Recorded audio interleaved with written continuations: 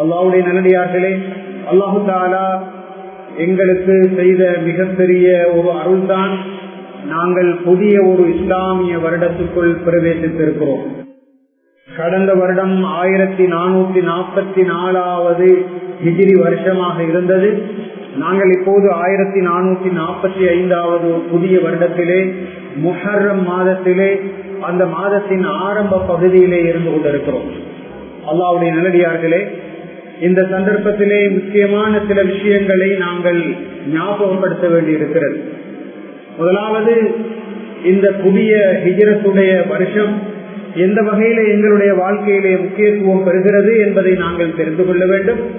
இரண்டாவது, உமர் ரலியல்லாஹு தஆலா அன்ஹு அவர்கள் கிறிஸ்துவுக்கு பின் 622வது வருஷம் மதீனாவிலே வைத்து இந்த ஹிஜ்ரத்துடைய சம்பவத்தை அடிப்படையாக கொண்டுதான் இந்த ஹிஜ்ரி கலண்டரை ஆரம்பித்து வைத்தார்கள். ரசூல் ஸல்லல்லாஹு அலைஹி வஸல்லம் அவர்களுடைய காலத்திலே இப்படியான ஒரு நடைமுறை காணப்படவில்லை. முஸ்லிம்களை பொறுத்தவரையில் அவர்கள் ஏனைய சமயத்தவர்களுடைய கலண்டரை விடவும் தனித்துவமான வித்தியாசமான ஒரு கலண்டரை பின்பற்ற வேண்டும் என்ற அடிப்படையிலே சஹாபாக்களுடைய ஆலோசனையின் பேரிலே இந்த ஹிஜ்ரத்தை அடிப்படையாக கொண்டு இந்த கலண்டரை அவர்கள் ஆரம்பிக்கிறார்கள். உங்களுக்கு தெரியும், அல்லாஹ்வுடைய நல்லடியார்களே, ரசூல் ஸல்லல்லாஹு அலைஹி வஸல்லம் அவர்கள் 13 வருஷங்கள் தன்னுடைய பிரச்சார பணியை மக்காவிலே மேற்கொண்டார்கள். அதற்கு பிறகு அவர்கள் அங்கே இருக்க முடியாது என்று கண்டு அல்லாஹ்வுடைய கட்டளையின் பேரிலே தன்னுடைய சஹாபாக்களோடு மக்காவிலிருந்து மதீனாவை நோக்கி இடம்பெயர்கிறார்கள், புலம்பெயர்கிறார்கள். அந்த சம்பவத்தை தான் நாங்கள் ஹிஜ்ரத் என்று நாங்கள் சொல்லுகிறோம். எனவே முஸ்லிம்களுடைய கலண்டர், முஸ்லிம்களுடைய நாட்காட்டி எதனை அடிப்படையாக கொண்டு ஆரம்பிக்க வேண்டும் என்று உமர் ரலியல்லாஹு தஆலா அன்ஹு அவர்களுடைய காலத்திலே மஷூரா செய்யப்படுகிறது. அந்த நேரத்திலே உமர் ரலியல்லாஹு தஆலா அன்ஹு அவர்கள் தீர்மானிக்கிறார்கள், ரசூல் ஸல்லல்லாஹு அலைஹி வஸல்லம் அவர்கள் மக்காவிலிருந்து மதீனாவை நோக்கி வந்த அந்த ஹிஜ்ரத்தை அடிப்படையாக கொண்டு எங்களுடைய கலண்டரை நாங்கள் ஆரம்பிப்போம் என்று. அல்லாஹ்வுடைய நல்லடியார்களே, ஒரு பெரிய கேள்வி எங்களுக்கு ஏற்பட முடியும். இஸ்லாமிய வரலாற்றிலே ரசூல் ஸல்லல்லாஹு அலைஹி வஸல்லம் அவர்கள் வாழுகின்ற சந்தர்ப்பத்திலே எத்தனையோ வகையான சம்பவங்கள் நடைபெற்றிருக்கின்றன. ரசூல் ஸல்லல்லாஹு அலைஹி வஸல்லம் அவர்கள் இந்த உலகத்துக்கு வருகிறார்கள், அவர்களுடைய பிறப்பு, இரண்டாவது அவர்களுடைய வஃபாத், அடுத்ததாக மக்கா வெற்றி கொள்ளப்படுகிறது, ஹுதைபியா உடன்படிக்கை நடைபெறுகிறது, அதே நேரம் உஹது, பத்ர் போன்ற யுத்தங்கள் நடைபெறுகின்றன. இவற்றையெல்லாம் அடிப்படையாக கொண்டு எங்களுடைய கலண்டரை, எங்களுடைய நாட்காட்டியை ஆரம்பிக்காமல் ஹிஜ்ரத்தை அடிப்படையாக கொண்டு அந்த இடை நடுவே நடந்த அந்த முக்கியமான சம்பவத்தை அடிப்படையாக கொண்டு ஏன் சஹாபாக்கள், குறிப்பாக மிகப்பெரிய கலீஃபாவாக இருந்த, ஜனாதிபதியாக இருந்த உமர் ரலியல்லாஹு தஆலா அன்ஹு அவர்கள் அந்த கலண்டரை ஆரம்பிக்க வேண்டும் என்ற ஒரு கேள்வி எங்களுக்கு வருகிறது. அல்லாஹ்வுடைய நல்லடியார்களே, அந்த கேள்விக்கு பதில் இருக்கிறது. அது என்னவென்றால், இந்த ஹிஜ்ரத்துடைய சம்பவம் இருக்கிறது. அதாவது ரசூல் ஸல்லல்லாஹு அலைஹி வஸல்லம் அவர்கள் தன்னுடைய நுபுவத்தை, தன்னுடைய தூதை ஆரம்பித்து 13 வருஷங்கள் கடந்ததற்கு பின்னால் நடைபெறுகின்ற இந்த ஹிஜ்ரத்துடைய சம்பவம் இருக்கிறது. இது இஸ்லாமிய வரலாற்றிலே நடந்த ஒரு சாதாரணமான சம்பவம் அல்ல, அது ஒரு முக்கியமான சம்பவம். முஸ்லிம்களுடைய வரலாற்றிலும் இஸ்லாத்துடைய வரலாற்றிலும் ஒரு திருப்பு முனையாக அமைந்தது, ஒரு புதிய அத்தியாயமாக அமைந்தது, ஒரு மைல் கல்லாக அமைந்தது. அது முக்கியமான ஒரு சம்பவம். அந்த சம்பவத்துக்குள்ளே எத்தனையோ வகையான படிப்பினைகள் காணப்படுகின்றன. அந்த படிப்பினைகளை மறுமை நாள் வரைக்கும் முஸ்லிம் சமூகம் ஞாபகப்படுத்த வேண்டும் என்ற நோக்கத்தில் தான் அந்த சஹாபாக்கள், அந்த சிரேஷ்டமான சஹாபாக்கள் அந்த முடிவுக்கு வருகிறார்கள். அல்லாஹ்வுடைய நல்லடியார்களே, அப்படியாக இருந்தால் நானும் நீங்களும் முஸ்லிம்கள் என்ற வகையிலே இந்த புதிய வருஷம், ஹிஜ்ரி வருஷம் ஆரம்பிக்கின்ற சந்தர்ப்பத்திலே இந்த ஹிஜ்ரத்துக்குள் அடங்கி இருக்கின்ற ரகசியங்களை, பாடங்களை, படிப்பினைகளை நாங்கள் தெரிந்து கொள்ள வேண்டிய கடமையோடு இருக்கின்றோம். அல்லாஹ்வுடைய நல்லடியார்களே, இந்த ஹிஜ்ரத்தை எடுத்துக்கொண்டால் ரசூல் ஸல்லல்லாஹு அலைஹி வஸல்லம் அவர்களுடைய வாழ்க்கையிலே ஒரு முக்கியமான சம்பவம், சஹாபாக்களுடைய வாழ்க்கையிலே முக்கியமான ஒரு சம்பவம் அந்த ஹிஜ்ரத். அந்த ஹிஜ்ரத்து நடைபெறுவதற்கு முன்னால், அதாவது 13வது வருஷம், நுபுவத்தினுடைய 13 வருஷங்கள் கடந்து கொண்டு போகின்றன. முஸ்லிம்களுக்கு பெரிய பெரிய தொல்லைகளை எல்லாம் குறைஷி காபிர்கள் மக்காவிலே வைத்துக் கொடுக்கிறார்கள். அவர்களை துன்புறுத்துகிறார்கள், கொலை செய்ய பார்க்கிறார்கள், எத்தனையோ வகையான நெருக்குதல்களை கொடுக்கிறார்கள், ஏளனம் செய்கிறார்கள், பரிகசிக்கிறார்கள். இந்த சந்தர்ப்பத்திலே அல்லாஹ்வுடைய கட்டளை வருகிறது, நீங்கள் மக்காவிலே இருந்து மதீனாவை நோக்கி இடம்பெயர வேண்டும். வேற எந்த பூமியும் அதற்கு பொருத்தமானதாக இல்லை. உங்களுக்கு கண்ணியம் வர வேண்டும், இஸ்லாம் தலை நிமிர்ந்து இருக்க வேண்டும், முஸ்லிம்கள் கண்ணியமாகவும் கௌரவமாகவும் இருக்க வேண்டும் என்றால் மதீனாவுடைய பூமிதான் அதற்கு பொருத்தமாக இருக்கிறது என்று அல்லாஹ்வுடைய கட்டளை வருகிறது. எனவே ஸல்லல்லாஹு அலைஹி வஸல்லம் அவர்கள் அதற்காக வேண்டி திட்டமிடுகிறார்கள், மிக நுணுக்கமாக திட்டமிடுகிறார்கள். அந்த திட்டம் என்ன என்று நாங்கள் சிந்திக்க வேண்டும். அதாவது மக்காவுடைய அந்திம காலப்பிரிவுகளிலே ரசூல் ஸல்லல்லாஹு அலைஹி வஸல்லம் அவர்கள் மக்காவுக்கு வந்த மதீனாவிலிருந்து வந்த அந்த அன்சாரிகளோடு உடன்படிக்கை செய்கிறார்கள். அதனைத்தான் நாங்கள் இஸ்லாமிய வரலாற்றிலே அக்கபா உடன்படிக்கை என்று சொல்லுகிறோம். 2 தடவை அந்த உடன்படிக்கை நடைபெறுகிறது. பாருங்கள், ஸல்லல்லாஹு அலைஹி வஸல்லம் அவர்கள் அல்லாஹ்வுடைய ஒரு நபி, ஜிப்ரீல் அலைஹிஸ்ஸலாம் அவர்களால் உதவி செய்யப்பட்ட ஒரு நபி, அல்லாஹ் தஆலாவுடைய அருள் இறங்கிக் கொண்டிருக்கின்ற ஒரு நபி. அப்படி இருந்தும் கூட தங்களுடைய ஹிஜ்ரத் பயணத்தை அவர்கள் திட்டமிடுகிறார்கள், பிளான் பண்ணுகிறார்கள். ஒரு முஸ்லிமுடைய வாழ்க்கையிலே பிளானிங் என்பது, திட்டமிடல் என்பது ஒரு முக்கியமான விஷயம். அதற்கு ஸல்லல்லாஹு அலைஹி வஸல்லம் அவர்களுடைய வாழ்க்கை வரலாறு, அவர்களுடைய சீரா நல்லதொரு முன்மாதிரியாக இருக்கிறது. அவர்கள் என்ன செய்கிறார்கள், அந்த மதீனாவிலிருந்து மக்காவுக்கு ஹஜ்ஜுடைய காலப்பிரிவிலே வந்த அந்த அன்சாரிகளை சந்தித்து அவர்களுக்கு இஸ்லாத்தை எத்தி வைக்கிறார்கள். இஸ்லாத்தை எத்தி வைத்து விட்டு சொல்லுகிறார்கள், நான் உங்களுடைய மதீனாவுக்கு வரப்போகின்றேன், நான் மதீனாவுக்கு வந்தால் நீங்கள் என்னை பாதுகாக்க வேண்டும், இந்த தீனுக்காக வேண்டி தியாகம் செய்ய வேண்டும், அப்படி நீங்கள் எனக்கு வாக்குறுதி தந்தால்தான் நான் மதீனாவுக்கு வருவேன் என்று அவர்களிடமிருந்து வாக்குறுதி எடுக்கிறார்கள். அவர்களுடைய கையை பிடித்து பையத்து செய்கிறார்கள். அல்லாஹ்வுடைய நல்லடியார்களே, பாருங்கள், மதீனாவுக்கு போவதற்கு முன்னாலேயே அதற்கான அழகான ஒரு திட்டமிடலை நாங்கள் அவர்களுடைய வாழ்க்கையிலே பார்க்கிறோம். சஹாபாக்களை அழைத்துக் கொண்டு ரசூலுல்லாஹி ஸல்லல்லாஹு அலைஹி வஸல்லம் அவர்கள் மதீனாவுக்கு போக இருக்கிறார்கள். போவதற்கு முன்னால் அதற்கான தயார் நிலை அங்கே இருக்க வேண்டும், அதற்கான ஒரு தயாரிப்பு இருக்க வேண்டும் என்ற அடிப்படையிலே தான் ஸல்லல்லாஹு அலைஹி வஸல்லம் அவர்கள் பைஅத்துல் அக்பத்தில் ஊலா, முதலாவது அக்பா உடன்படிக்கை, பைஅத்துல் அக்பத்தில் தானியா, இரண்டாவது அக்பா உடன்படிக்கை என்று அந்த சஹாபாக்களோடு அவர்கள் செய்து கொள்கிறார்கள். அல்லாஹ்வுடைய நல்லடியார்களே, அதற்கு முன்னால் முஸ்அப் இப்னு உமைர் ரலியல்லாஹு தஆலா அன்ஹு அவர்களை மதீனாவுக்கு தாயியாக அனுப்புகிறார்கள். அதாவது மதீனாவுக்கு ரசூலுல்லாஹி ஸல்லல்லாஹு அலைஹி வஸல்லம் அவர்களும் சஹாபாக்களும் போவதற்கு முன்னால் மதீனாவினுடைய பூமி தயார் செய்யப்பட வேண்டும், அங்கு தாவத்துடைய பணி நடைபெற வேண்டும் என்பதற்காக நல்ல பேச்சாற்றல் உள்ள, நல்ல கவர்ச்சிகரமான தோற்றம் கொண்ட இளைஞராக இருந்த, தாவத்து பணியை செய்வதற்கு மிகவும் தகுதியானவர் என்று ரசூல் ஸல்லல்லாஹு அலைஹி வஸல்லம் அவர்கள் கருதிய முஸ்அப் இப்னு உமைர் ரலியல்லாஹு தஆலா அன்ஹு அவர்களை மதீனாவுக்கு முன்கூட்டியே அனுப்பி வைக்கிறார்கள். வரலாற்றிலே நாங்கள் பார்க்கின்றோம், முஸ்அப் இப்னு உமைர் ரலியல்லாஹு தஆலா அன்ஹு அவர்கள் தன்னுடைய தாவாவுடைய பணியை மதீனாவிலே திறம்பட செய்கிறார்கள். எந்த ஒரு வீடும் எஞ்சவில்லை என்ற அளவுக்கு எல்லா வீடுகளுக்கும் அந்த தாவத்துடைய பணி முஸ்அப் இப்னு உமைர் ரலியல்லாஹு தஆலா அன்ஹு அவர்களால் எத்தி வைக்கப்பட்டதாக நாங்கள் வரலாற்றிலே பார்க்கிறோம். அல்லாஹ்வுடைய நல்லடியார்களே, மதீனாவுக்கு ஹிஜ்ரத் போவதற்கு முன்னால் மதீனாவினுடைய களம் தயார் செய்யப்படுகிறது. அந்த பூமியிலே அதற்கான வரவேற்பு ஏற்படுத்தப்படுகிறது. அந்த அன்சாரிகளுடைய உள்ளத்திலே இஸ்லாத்தினுடைய ஜோதி புகுத்தப்படுகிறது. அது முக்கியமான ஒரு திட்டமிடல். முன்கூட்டியே ஒரு தாயை அனுப்பி வைப்பது என்பது இரண்டாவது திட்டமிடல். அந்த அக்பா உடன்படிக்கை என்பது மிக முக்கியமான ஒரு திட்டமிடல். அதற்கு பிறகு ஸல்லல்லாஹு அலைஹி வஸல்லம் அவர்கள் தன்னுடைய சஹாபாக்களை தனித்தனியாகவும் கூட்டம் கூட்டமாகவும் ரகசியமாக மக்காவிலிருந்து மதீனாவை நோக்கி அனுப்புகிறார்கள். சஹாபாக்கள் மெதுமெதுவாக, இரவோடு இரவாக, ரகசியமாக ஒளிந்து ஒளிந்து அங்கிருந்து அவர்கள் மதீனாவை நோக்கி போகிறார்கள்.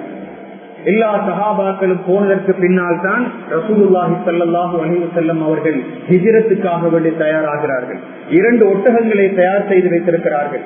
தன்னுடைய நேசத்துக்குரிய நண்பர் அபூபக்கர் சித்திக் ரலியல்லாஹு தஆலா அன்ஹு அவர்களை அவர்கள் தன்னுடைய பிரயாண தோழராக தெரிவு செய்கிறார்கள்.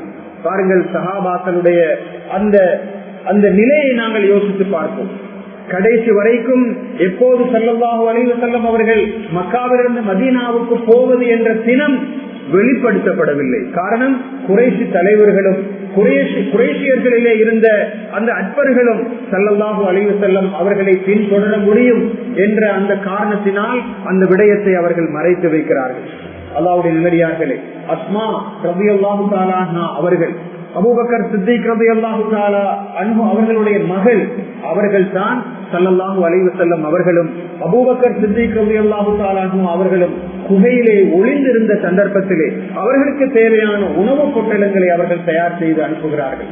அப்துல்லா இப்னு உரைக்கத் எனப்படக்கூடிய முஸ்லிம் அல்லாத ஒருவர் தான் ஸல்லல்லாஹு அலைஹி வஸல்லம் அவர்களுக்கு தேவையான ஏனைய உதவிகளை செய்வதை நாங்கள் பார்க்கின்றோம். அவர்களுக்கு தேவையான பால் போன்ற உணவுகளையும் அங்கு அவர்கள் எடுத்துச் செல்வதை நாங்கள் வரலாற்றிலே பார்க்கிறோம். அல்லாஹ்வுடைய நல்லடியார்களே, இன்னும் எத்தனையோ வகையான திட்டமிடல்களை ரசூல் ஸல்லல்லாஹு அலைஹி வஸல்லம் அவர்கள் செய்தார்கள். மதீனாவுக்கு போகின்ற வழக்கமான பாதையில் அவர்கள் செல்லாமல் வழக்கத்துக்கு மாறாக வேறொரு பாதையை அவர்கள் தெரிவு செய்துதான் மக்காவிலிருந்து மதீனாவை நோக்கி தன்னுடைய தோழர், அருமை நண்பர் அபூபக்கர் சித்திக் ரலியல்லாஹு தஆலா அன்ஹு அவர்களோடு புலம்பெயர்வதை நாங்கள் பார்க்கிறோம். அல்லாஹ்வுடைய நல்லடியார்களே, நாம் முஸ்லிம்கள், அல்லாஹ்வுடைய கட்டளை ஏற்று நடப்பவர்கள், இருந்தாலும் கூட நாங்கள் கண்மூடித்தனமாக நடக்கக்கூடாது. தவக்குல் என்பது அல்லாஹு தஆலாவில் வைக்கப்பட வேண்டும். ஆனால் தவக்குலை வைப்பதற்கு முன்னால், அல்லாஹு தஆலாவிலே பொறுப்பு சாட்டுவதற்கு முன்னால் எங்களுடைய முயற்சிகள் தேவைப்படுகின்றன. அஸ்பாபுகளை நாங்கள் எடுக்க வேண்டும். எங்களுடைய கை கட்டிய தூரம் வரைக்கும் நாங்கள் திட்டமிட வேண்டும். அப்போதுதான் அல்லாஹ்விடத்திலே கேட்க வேண்டும், யா அல்லாஹ், எங்களால் முடிந்த எல்லா திட்டங்களையும் நாங்கள் செய்திருக்கிறோம், இப்போது உன்னுடைய உதவியை எங்களுக்கு தருவாயாக என்று. முயற்சி செய்யாமல், திட்டமிடாமல், எங்களுடைய முயற்சிகள் இல்லாமல் அல்லாஹு தஆலாவுடைய தவக்குல் வைக்கக்கூடாது. ஒரு மனிதர் ஸல்லல்லாஹு அலைஹி வஸல்லம் அவர்களுடைய சபைக்கு வந்து சொல்லுகிறார்கள், யா ரசூலல்லாஹ், நான் வந்திருக்கிறேன், என்னுடைய ஒட்டகையை மேய விட்டு வந்திருக்கிறேன், அல்லாஹ்விலே தவக்குல் வைத்து விட்டு வந்திருக்கிறேன் என்று சொல்லுகிறார். ஸல்லல்லாஹு அலைஹி வஸல்லம் அவர்கள் சொன்னார்கள், இஅகில்ஹா வ தவக்கல் அலல்லாஹ், நீ அந்த ஒட்டகத்தை கட்டிவிட்டு வந்து அல்லாஹ்விடத்திலே தவக்குல் வைப்பாயாக என்று சொல்கிறார்கள். வரலாற்றிலே மிக பிரபலியமான ஒரு சம்பவம். நாங்கள் அல்லாஹு தஆலாவுடைய உதவியை எதிர்பார்க்க வேண்டும். எங்களுடைய முயற்சிகள் எல்லாவற்றையும் செய்ததற்கு பின்னால் தான். நாம் முயற்சிகள் எதனையும் செய்வதில்லை, உழைப்பதில்லை, திட்டமிடுவதில்லை. அப்படி இருந்தும் அல்லாஹ்வுடைய உதவி எங்களுக்கு நிச்சயமாக வரமாட்டார். அந்த வகையிலே ஹிஜ்ரத்துடைய சம்பவம் எங்களுக்கு தரக்கூடிய மிக முக்கியமான ஒரு படிப்பினை தான். எங்களுடைய வாழ்க்கையிலே, எங்களுடைய குடும்ப வாழ்க்கையை, எங்களுடைய பொருளாதார வாழ்க்கையை, எங்களுடைய தாவா பணிகளை மற்றுமுண்டான அன்றாட நடவடிக்கைகள் எல்லாவற்றையும் நாங்கள் சிறப்பாக திட்டமிட வேண்டும். அதற்கு பிறகுதான் அல்லாஹ்விடத்திலே நாங்கள் தவக்குல் வைக்க வேண்டும், துஆ செய்ய வேண்டும் என்ற விஷயத்தை நாங்கள் இந்த ஹிஜ்ரத்திலிருந்து நாங்கள் பெறுகிறோம். ஹிஜ்ரி வருஷம் பிறந்திருக்கிறது. இந்த சந்தர்ப்பத்திலே இந்த ஒரு வருஷத்துக்குரிய திட்டமிடல் எங்களுக்கு தேவைப்படுகிறது. எங்களுடைய வாழ்க்கையிலே இந்த திட்டமிடல் எந்த அளவு தூரம் இருக்கிறது? முகம் போன போக்கில் பொய்த்துக் கொண்டிருக்கிறோமா? நான் இந்த வருஷம் எப்படி உழைப்பது, எப்படி செலவழிப்பது, கடந்த காலத்தை விடவும் இந்த வருஷத்தை நான் எப்படி அழகாக திட்டமிடலாம் என்ற அந்த சிந்தனை எங்களுக்கு வர வேண்டி இருக்கிறது. எப்படியும் வாழலாம் என்ற அந்த சிந்தனை இல்லாமல் இப்படித்தான் வாழ வேண்டும் என்று எங்களுக்கு என்று ஷார்ட் டேர்ம், லாங் டேர்ம் என்று ஆங்கிலத்திலே சொல்லுவார்கள். குறுகிய காலத்துக்கான திட்டமிடல், நீண்ட காலத்துக்கான திட்டமிடல் என்று நாங்கள் திட்டத்தை வகுத்துக் கொள்ள வேண்டி இருக்கிறது. இது இந்த ஹிஜ்ரி வருஷம் முதலாவது வருஷத்திலே நாங்கள் புதிய வருஷத்திலே எங்களுடைய வாழ்க்கையிலே பெற வேண்டிய மிக முக்கியமான ஒரு படிப்பினை. அல்லாஹ்வுடைய நல்லடியார்களே, இரண்டாவது மிக முக்கியமான படிப்பினை தான், இந்த தீன் வாழ வேண்டுமாக இருந்தால் கட்டாயமாக தியாகம் தேவைப்படுகிறது. தியாகம் இல்லாமல், அர்ப்பணம் இல்லாமல் இந்த தீன் வாழ மாட்டார். இது அல்லாஹ்வுடைய நியதியாக காணப்படுகிறது. வல்லதீன ஜாஹது ஃபீனா லனஹ்தியன்னஹும் சுபுலனா, யார் எங்களுடைய பாதையிலே முயற்சிக்கிறார்களோ அவர்களுக்குத்தான் நாங்கள் எங்களுடைய பல பாதைகளை காட்டுவோம் என்று அல்லாஹு தஆலா சொல்லுகிறான். முயற்சி இல்லாமல், தியாகம் இல்லாமல், அர்ப்பணம் இல்லாமல் இந்த தீன் வளர மாட்டார். அல்லாஹ்வுடைய நல்லடியார்களே, சஹாபாக்கள் மக்காவிலிருந்து மதீனாவை நோக்கி போகிறார்கள். போகின்ற சந்தர்ப்பத்திலே மக்காவிலே அவர்களுடைய தொழில்களை விட்டு போகிறார்கள். அவருடைய குடும்பங்களை பிரிந்து செல்லுகிறார்கள். செல்லுகின்ற சந்தர்ப்பத்திலே அந்த குறைஷி தலைவர்கள் எத்தனையோ வகையான துன்பங்களை அவர்களுக்கு விளைவிக்கிறார்கள். பாதையிலே குறுக்கிடுகிறார்கள், ஏசுகிறார்கள், கொள்ளை தருகிறார்கள். அப்படி இருந்தும் எங்களுக்கு ஈமான் தான் முக்கியம், எங்களுக்கு எங்களுடைய கொள்கை தான் முக்கியம். நாங்கள் அடிமைப்பட்டவர்களாக, எங்களுடைய இபாதத்துக்களை செய்ய முடியாத நிலையிலே நாங்கள் மக்காவிலே இருக்க மாட்டோம். நாங்கள் நபியை நேசிக்கின்றோம். கண்மணியான ஸல்லல்லாஹு அலைஹி வஸல்லம் அவர்களை உயிரிலும் மேலாக நேசிக்கின்றோம். அவர்கள் ஹிஜ்ரத் போகிறார்கள், நாங்களும் அவர்களோடு போக வேண்டும். எங்களுக்கு எங்களுடைய தீன் தான் முக்கியம். இந்த உலக வாழ்க்கையை விடவும் எங்களுக்கு எங்களுடைய தீன் முக்கியமானது என்று எல்லா தியாகங்களையும் செய்து கொண்டுதான் அந்த சஹாபாக்கள் அங்கிருந்து புலம்பெயர்கிறார்கள். எனவேதான் இந்த தீன் வளருகிறது, இந்த தீன் விஸ்திரமாகிறது. மதீனாவுக்கு அவர்கள் சென்றதற்கு பின்னால் அவர்கள் ஒரு சமூக அமைப்பை அங்கு கட்டி எழுப்புகிறார்கள். அவர்களுக்கு பலம் கிடைக்கிறது, சக்தி கிடைக்கிறது, இஸ்ஸத் கிடைக்கிறது. எனவே தியாகம் இல்லாமல், அர்ப்பணம் இல்லாமல் எங்களுடைய பணத்தை, எங்களுடைய கால நேரங்களை, என்றும் அல்லாஹு தஆலா எங்களுக்கு தந்திருக்கின்ற ஆற்றல்களை, திறமைகளை இந்த தீனுக்காக வேண்டி நாம் தியாகம் செய்யாத போது இந்த தீன் வளர மாட்டாது என்பதை நாங்கள் கவனத்திலே கொள்கிறோம். அல்லாஹ்வுடைய நல்லடியார்களே, அப்துல் ரஹ்மான் இப்னு அவுஃப் ரலியல்லாஹு தஆலா அன்ஹு அவர்கள் மிகப்பெரிய பணக்காரன். அவர்களுக்கு மிகப்பெரிய சொத்து செல்வங்கள் காணப்பட்டன மக்காவிலே. அப்படி இருந்தும் அது போன்ற எத்தனையோ பணக்காரர்கள் தங்களுடைய சொத்துக்களை எல்லாம் விட்டுவிட்டு தான் மதீனாவை நோக்கி போகிறார்கள் என்றால் அல்லாஹு தஆலா அவர்களுடைய வாழ்க்கையிலே பரக்கத்தை ஏற்படுத்தினான் என்பதை நாங்கள் புரிந்து கொள்ள வேண்டும். அடுத்ததாக சகோதரர்களே, நாங்கள் இந்த ஹிஜ்ரத்தில் இருந்து பெறுகின்ற மிக முக்கியமான ஒரு படிப்பினை தான் சகோதரத்துவம், பரஸ்பர அரவணைப்பு, சகோதரத்துவ வாஞ்சை என்பதாகும். அல்லாஹ்வுடைய நல்லடியார்களே, நாங்கள் ஏற்கனவே சொன்னோம், மக்காவிலிருந்து மதீனாவை நோக்கி செல்லுகின்ற சஹாபாக்கள் எல்லாவற்றையும் மக்காவிலே விட்டுவிட்டுத்தான் மதீனாவுக்கு வெறும் கையோடு போகிறார்கள். அவ்வாறு போகின்ற அந்த ஏழை சஹாபாக்களை, முஹாஜிரீன்களை, அன்சாரிங்கள் எனப்படக்கூடிய மதீனாவிலே இருந்த அந்த சஹாபாக்கள், அந்த விவசாயிகள், அந்த வியாபாரிகள் அவர்களை அரவணைக்கிறார்கள், இருகரம் நீட்டி அவர்களை அழைக்கிறார்கள். அவர்கள் சொல்லுகிறார்கள், நாங்கள் வரலாற்றிலே பார்க்கின்றோம், நாங்கள் எங்களிடத்திலே இருக்கின்ற இன்னல் அன்சார காலு உக்ஸிமு நுக்ஸிமு பைனனா வபைன இஹ்வானினா அல் முஹாஜிரின் அல் அர்த நிஸ்ஃபைன், எங்களிடத்திலே இருக்கின்ற பூமியை, நிலத்தை நாங்கள் இரண்டாக பிரித்து ஒரு பகுதியை எங்களிடத்திலே வந்திருக்கின்ற முஹாஜிர்களுக்கு நாங்கள் கொடுக்க போகின்றோம் என்று அன்சாரிகள் சொன்னார்கள். அந்த நேரத்திலே ரசூல் ஸல்லல்லாஹு அலைஹி வஸல்லம் அவர்கள் சொல்லுகிறார்கள், காலலா வலாக்கின் தக்ஃபூனஹும் அல் மஊனா வ துகாஸிமூனஹும் ஸமரா அல் அர்து அர்துக்கும். ஆனால் நீங்கள் உங்களுடைய பூமியை இரண்டாக பிரிக்க வேண்டிய அவசியம் கிடையாது. நீங்கள் விவசாயம் செய்கின்ற நிலம், அதிலே அவர்களுக்கு ஈச்சப்பழ தோட்டங்கள் காணப்பட்டன, மற்றுமுண்டான பயிர் பச்சைகள் காணப்பட்டன. அந்த நிலத்தை இரண்டாக பிரித்து நீங்கள் அவர்களுக்கு கொடுக்க வேண்டிய அவசியம் கிடையாது. ஆனால் அதிலிருந்து வருகின்ற வருமானத்தை நீங்கள் பிரித்துக் கொள்ளுங்கள். உங்களுடைய பூமியை நீங்கள் உங்களுடைய பூமியாக நீங்கள் வைத்துக் கொள்ளுங்கள். அவர்களுக்கு கொடுக்க வேண்டிய அவசியம் கிடையாது என்று சொன்ன சந்தர்ப்பத்தில் தான் அல்லாஹு தஆலா குர்ஆனுடைய வசனத்தை இறக்குகிறான். வல்லதீன தபவ்வஉ الدار والإيمان من قبلهم يحبون من هاجر إليه. யாரெல்லாம் ஏற்கனவே மதீனாவிலே வாழ்ந்து கொண்டிருக்கிறார்களோ, யாரெல்லாம் ஏற்கனவே ஈமானோடு இருக்கிறார்களோ அவர்கள் யார்? அவர்கள் தான் அன்சாரிகள்.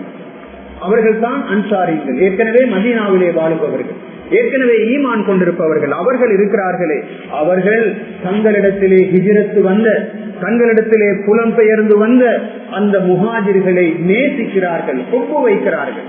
يحبون من هاجر إليهم ولا يجدون في صدورهم حاجة مما أوتوا. அந்த முஹாஜிர்களுக்கு அல்லாஹு தஆலா ஏதாவது வசதி வாய்ப்புகளை கொடுத்திருந்தால் அந்த வசதி வாய்ப்புகளின் மீது இந்த அன்சாரிங்களுக்கு எந்த ஒரு தேவையும் விருப்பமும் வரவில்லை. அதாவது அவர்கள் ஏதாவது கையிலே கொண்டு வந்திருப்பார்கள், மக்காவிலிருந்து வருகின்ற சந்தர்ப்பத்திலே அந்த சொத்து செல்வங்களின் மீது இவர்களுக்கு ஆசை கிடையாது. மாத்திரமல்ல, அவர்களை பொறுத்தவரையில் இந்த அன்சாரிகள் இருக்கிறார்களே, மதீனாவிலே இருக்கின்ற அன்சாரிகள் இருக்கிறார்களே, அவர்களை பொறுத்தவரையில் அவர்களுக்கு தனிப்பட்ட தேவைகள் ஏதாவது இருந்தாலும் கூட அந்த தேவைகளை விடவும் தங்களிடத்திலே வந்திருக்கின்ற இந்த முஹாஜிர்களுடைய தேவைகளுக்கு தான் அவர்கள் முன்னுரிமை கொடுக்கிறார்கள்.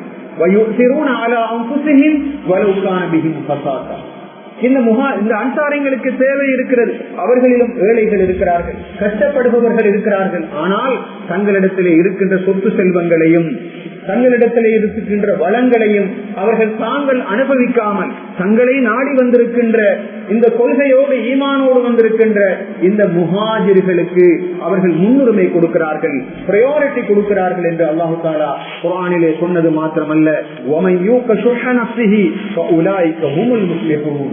யாரெல்லாம் தங்களுடைய கஞ்சத்தனத்திலிருந்து பாதுகாக்கப்படுகிறார்களோ அவர்கள் தான் வெற்றியாளர்கள் என்று அந்த அன்சாரிங்களை அல்லாஹு தஆலா புகழுகிறான். அன்சாரிகள் வெற்றியாளர்கள். காரணம் என்னவென்றால் தங்களுடைய தேவையை விடவும் தங்களை நாடி வந்திருக்கின்ற முஹாஜிர்களுடைய தேவையை அவர்கள் முன்னுரிமைப்படுத்துகிறார்கள். அல்லாஹ்வுடைய நல்லடியார்களே, எவ்வளவுதான் கொள்கை பேசலாம், எவ்வளவும் தத்துவம் பாடலாம், எவ்வளவும் பேச்சுக்களை பேசலாம், ஆனால் நடைமுறைப்படுத்துதல் என்று வருகின்ற பொழுது அங்குதான் பெரிய விசேஷம் இருக்கிறது. மக்காவிலிருந்து மதீனாவை நோக்கி வந்திருக்கிறார்கள், அவர்கள் தொழில்களை இழந்து வந்திருக்கிறார்கள், குடும்பத்தை பிரிந்து வந்திருக்கிறார்கள். அந்த நேரத்திலே சஹாபாக்கள் சொல்லுகின்ற கதை என்ன?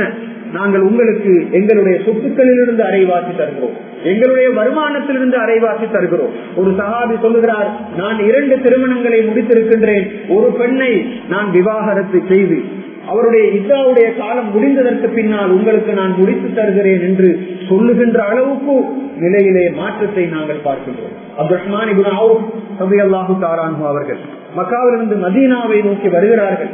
அவர்களுக்கும் இன்னொரு சஹாபிக்கும் இடையிலே ஸல்லல்லாஹு அலைஹி வஸல்லம் அவர்கள் பிணைப்பை ஏற்படுத்துகிறார்கள். அதுபோன்று 90க்கும் அதிகமான சஹாபாக்கள் மக்காவிலிருந்து வந்தவர்கள் மதீனாவிலே இருந்தவர்களோடு சகோதரத்துவ அமைப்பில் பிணைக்கப்படுகிறார்கள் என்று வரலாற்றிலே பார்க்கின்றோம்.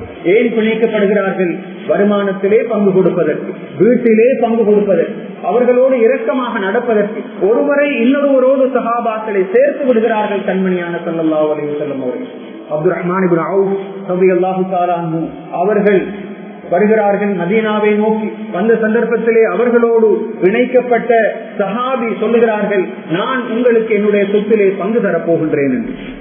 அப்துல் ரஹ்மான் இப்னு அவுஃப் ரலியல்லாஹு தஆலா அன்ஹு அவர்கள் சொல்லுகிறார்கள், வேண்டாம், எனக்கு சந்தையை காட்டித்தாருங்கள், மார்க்கெட்டை காட்டித்தாருங்கள், நான் அங்கு சென்று தொழில் செய்து நான் பிழைத்துக் கொள்ள போகின்றேன் என்று சொல்லிவிட்டு அவர்கள் மார்க்கெட்டுக்கு சென்று தொழில் செய்துவிட்டு வந்ததாக நாங்கள் வரலாற்றிலே பார்க்கின்றோம். அருமை சகோதரர்களே, இதுதான் சகோதரத்துவம். இந்த சகோதரத்துவம் இல்லாமல், பரஸ்பர அரவணைப்பு இல்லாமல், கண்காணிப்பு இல்லாமல் இந்த தீன் வளரவில்லை, வளர மாற்றாது என்பதை கவனத்திலே கொள்ள வேண்டும். அல்லாஹ்வுடைய நல்லடியார்களே, அல்லாஹ்வுடைய ரசூல் ஸல்லல்லாஹு அலைஹி வஸல்லம் அவர்கள் மஸ்ஜிது நபவியிலே இருக்கிறார்கள். அங்கு ஒரு சஹாபி வருகிறார்கள், முஹாஜிரான ஒரு சஹாபி, மக்காவிலிருந்து வந்த ஒரு சஹாபி வருகிறார்கள் ரலியல்லாஹு அன்ஹு. சஹாபாக்களுக்கு மத்தியிலே வந்து அமர்கிறார்கள். அவர்களுக்கு பசியாக இருக்கிறது என்று கண்மணியான ஸல்லல்லாஹு அலைஹி வஸல்லம் அவர்களிடத்திலே முறைப்படுகிறார்கள்.